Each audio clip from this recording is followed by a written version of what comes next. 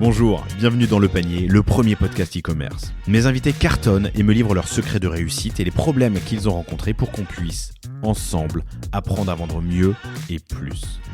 Mon engagement ici est simple, avoir une conversation sans filtre et sans faux semblants, et à ce que vous repartiez inspiré des succès, mais également des échecs, de mes invités, avec les bons outils et les bons réflexes.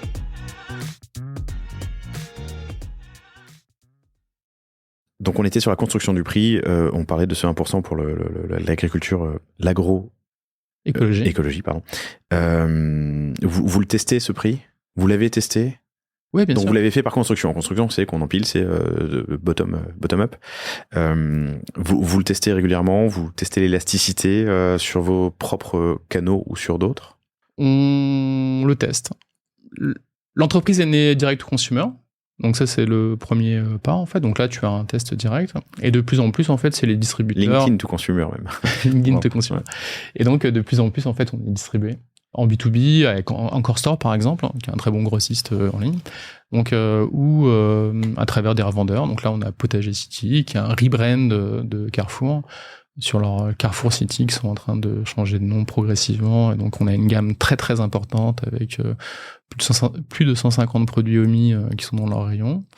Et donc là, c'est plutôt les distributeurs qui testent, eux, l'élasticité du prix.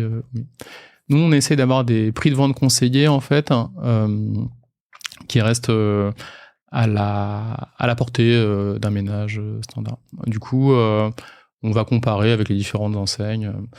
Notre propos est en plus de couvrir les bonnes outils de besoin et de garder en fait des produits que tu puisses consommer au quotidien que d'aller fabriquer des produits dans des marges exceptionnelles que tu n'achèteras jamais. En fait, on veut vraiment garder cette position grand public. Et il est possible de vendre un produit au milieu de cette échelle dont tu me parlais tout à l'heure en respectant toutes les valeurs que vous avez chez OMI. On n'est pas obligé d'augmenter les prix, c'est ce que je veux dire. Oui. On peut rémunérer justement le fabricant et la personne qui transforme en restant dans une gamme de prix acceptable pour le foyer moyen. Mais alors complètement. Okay. Sachant que acceptable pour un foyer moyen, je sais pas ce que ça veut dire. Moi non plus. Mais donc, mais oui, et carrément. C'est-à-dire que c'est des produits.